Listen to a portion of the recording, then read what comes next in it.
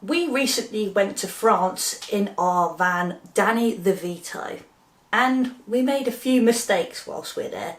So I've made today's video to give you some tips on what not to do when van lifing in France. There's plenty of information and videos on proper vans, like big Mercedes Sprinters, big crafters, things with high roofs that are very long, or motorhomes and RVs. And I just assumed that all the rules would apply for all vans and campers. Alas, no. So I'm making a video on my size van, a normal panel van, day van, things like a Vito, a Transit, a Transporter, Traffic, all that sort of size van, because the rules are different. The rough dimensions of my van are 1.8 metres high and 5 metres in length-ish. France is well kitted out for motorhoming. They love it. There's loads of them around. And I think that they see value in enabling people to visit their villages and towns and people spending money in them. Not everyone can afford to be in a hotel, or people prefer to hop little villages and stuff. So a motorhome is the perfect way to do that. They have loads of places called aire de camping or aire de camping car.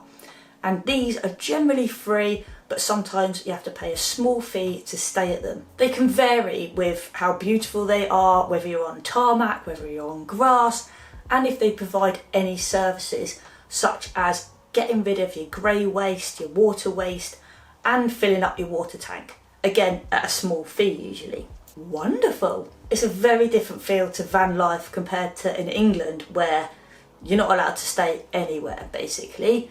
Car parks, on the road, in the forest, anywhere. There's signs everywhere saying no overnight parking or camping. Boo. So therefore you've got to fork out at least £40 a night for a campsite, turning your cheap holiday into not such a cheap holiday. And this is why we decided to hop on a ferry and go over to France. Because of the aire de camping car, we get to visit a different country and loads of different beautiful places for pretty cheap, if not free. However, we made our first mistake, maybe not our first mistake, we made quite a big mistake when we visited Courseulles-sur-Mer, and we stayed in one of the aire de camping car very close to the beach. We found a spot, we were super happy, and we decided to potentially stay for 2 nights in this aire de camping. It was rammed. There was constantly people coming and going, but when we got there, luckily there was a little spot for us. So we rocked up. First night, beautiful. Second night, we decided to get out some chairs and a table, have a little glass of wine, aperitivo time. However, the police showed up with the siren and everything. I didn't even see them, so I was quite happily nestling in. Anyway, the police officer came over to me and just pointed at me and went, "No." I initially thought that that was just because of the chairs and the table, because I did kind of read that you're not meant to treat the aire de camping as a campsite, like setting up tables and chairs and getting everything out of your van. It's basically somewhere for you just to sleep. But then they turned to the van and pointed at that and said, "No." Ah, okay, what do you mean? Basically what they were saying was that our van is a van or like a car and not a camping van. Which was a little bit confusing because obviously we were camping in our van. I didn't want to argue with the police because I'm good and I was terrified, and my French doesn't go as far as to say or just argue with them at all. So I just asked, okay, well, where can we go? And she said, anywhere, a car park for cars. If it was England, we wouldn't be able to camp in one of those car parks. So I was a little bit confused by this.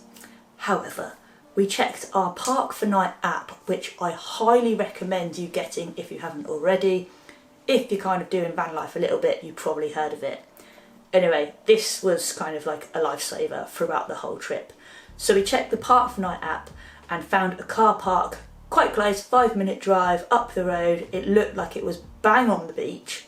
So we went there. It did say that there's a 2-metre height restriction, which for us was absolutely fine. So wine glass in hand, off we went to this other car park, and lo and behold, there were all the other same size vans as us. So the conclusion that we came to with this whole thought process of us not being allowed in the aide-de-camping car is that they want to separate the big motorhomes, RVs, those big vans like sprinters and stuff, away from smaller car parks. They don't want the motorhomes taking over the whole village. Put them in one space that's dedicated just for them, and everyone else can go everywhere else, which kind of makes sense actually. We can fit in the smaller car parks, so that's what we did. It was just very confusing because in England you're not allowed anywhere apart from campsites, so we assumed that we wouldn't be allowed just to be in a normal car park. No.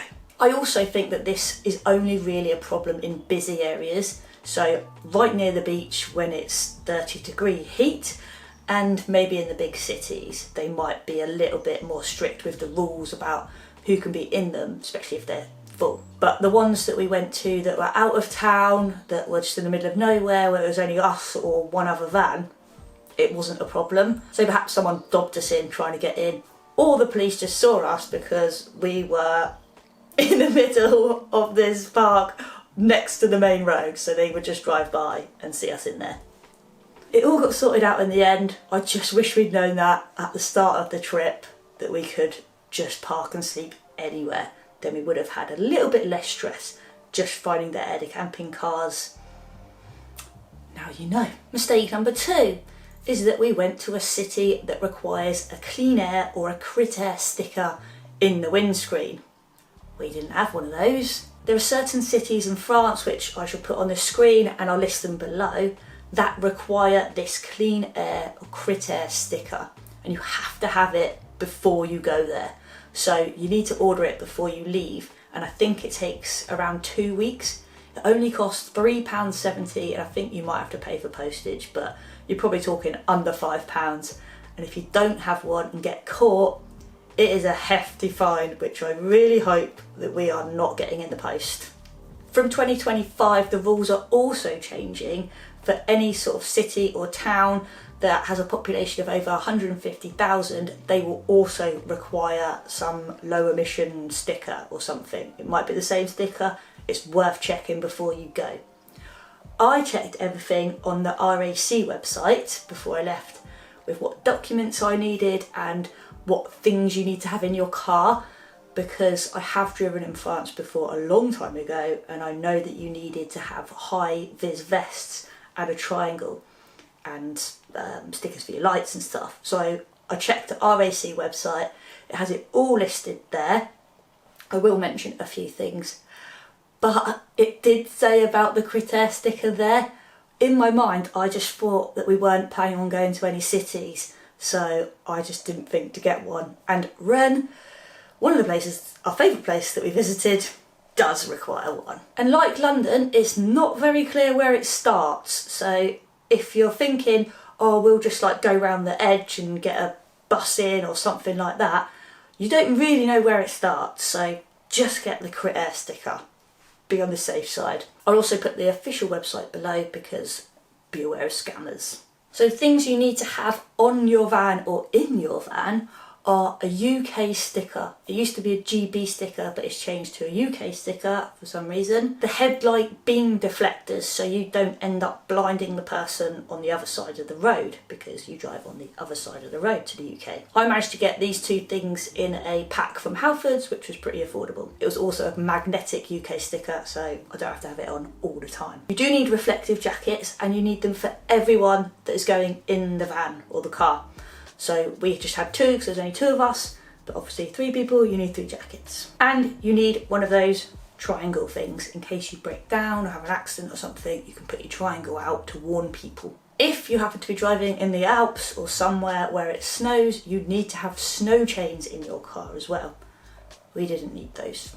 Another thing that we didn't get, but is advised if you're going to campsites, is a camping card international. This is another form of identity, and it comes with a bit of insurance as well, but we weren't planning on going to any campsites, so we didn't bother with that. Documents that you need to have in your van with you at all times is your driver's license, passport, V5 document, so like when you own your vehicle, the really colourful one, your motor insurance, and something that I opted for, which is not something you need to have, but Danny's getting on a bit, so I got some European breakdown cover just so we could get home. Luckily we didn't need it. Go on, Danny. Although I did get mega van envy on numerous occasions because everyone in their massive vans able to stand up, maybe wash their hands, cook a meal, lie down straight with their legs out without being in a little ball. It was actually beneficial on a lot of occasions to have a smaller van like ours. A couple of examples being that we could go into that smaller car park with the height restriction and be literally on the beach. You can get to those little hard to get to places. And the other one being when we got to Honfleur, a lovely little village, very tiny windy roads, and there was one sign particularly close to where we stayed that said road not suitable for RVs or motorhomes, and we just pootled on through. They're two-way streets, but they're not big enough for two-way traffic, so yeah, I'm glad we had a smaller van. We also didn't have to find big car parks to park our van when we visited towns or anywhere. We could park on the street pretty easily. The bays were marked out and there was decent size, and it was kind of cheaper as well to do that way. Something that we were kind of prepared for was the extreme temperatures of being very hot during the day and then gotten pretty chilly at night, and the wind. So we did get one of those reflectors to put in the windscreen. Again, if you're kind of staying in your van, you've probably got one of those. But as soon as you park up, even if you're not planning on staying there, if you're parking up for the day, get those reflectors in your windscreen to try and keep the heat out as much as possible. And then at night, it keeps the heat in, so you're nice and cozy. When we went to the beach, the wind was pretty nuts, like on numerous occasions. And luckily we brought our sun umbrella with us because I need the shade a little bit, but we basically used it as a wind protector because if it wasn't windy at the start of the day, the wind picked up every day. And then there was sand and stuff. So it's handy to have something to protect you from the wind if you're planning on going to the beach. Also, the extreme tides. If you've ever been to Devon or Cornwall, you know what I mean, because for some reason it happens there as well.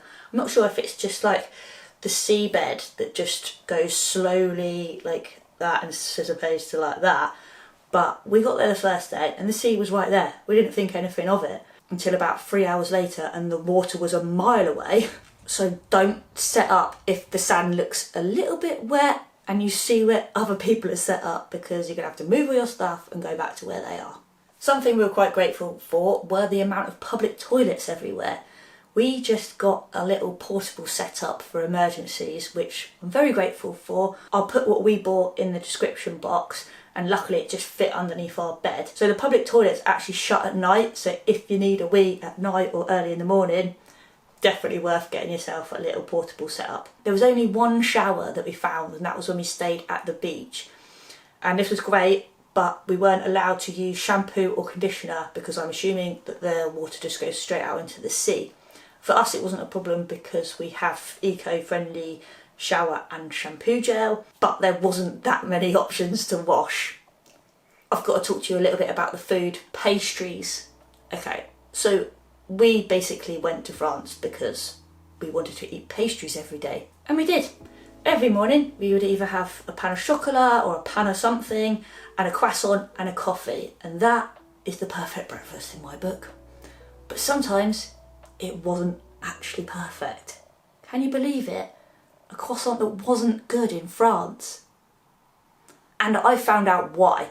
There's a difference between a boulangerie pâtisserie, and a cafe. The best pastry and coffee that we had was in Rouen, the city that we went to, and we had that from a boulangerie pâtisserie called Maison Vatelier. A patisserie is more specialist, but it's harder to find. You're probably only going to find those in the bigger cities. And that is because you need a diploma to call yourself a patisserie or a maître de pâtisserie. If you don't have those, you can't legally call it a patisserie. So sometimes when we went to the smaller places and we found a boulangerie, great, but perhaps the coffee wasn't particularly good, or they may not have sold it at all. It came from a machine sometimes. And then there were cafes that we went to where The pastries were probably like 3 days old, chewy, no crunch, but the coffees were good. So if you want to get both, boulangerie, pâtisserie. You want to go to the ones where there's loads on display, they all look like pretty little artwork things, almost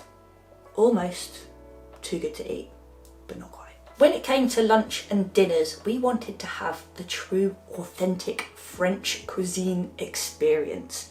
So we tried to go where the French went and looked at menus that were just in French. Yes, we had to get Google Translate out a few times, but we tried to avoid the tourist traps. I really wanted moule frites. We were in France, that's a French dish to have. However, it wasn't the season for moule frites. However, we saw lots of signs advertising for it, so we definitely avoided those places because they were just trying to get the tourists in. We weren't going to fall for that. Our van trips in the past tend to be for 1 or 2 nights, and we kind of know where we're going and it's pretty easy and straightforward. Having 5 nights in the van and leaving the plan pretty loose, as in we're going to Normandy, that was it, it added a little bit more stress when we're actually there.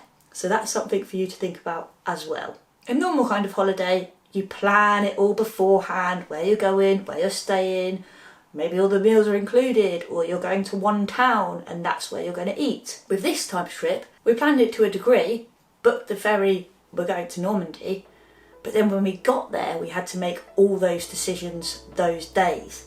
Where we're going to stay tonight, where we're going to eat, blah, blah, blah, blah. So many things to decide when we're actually there, as opposed to before and then relax.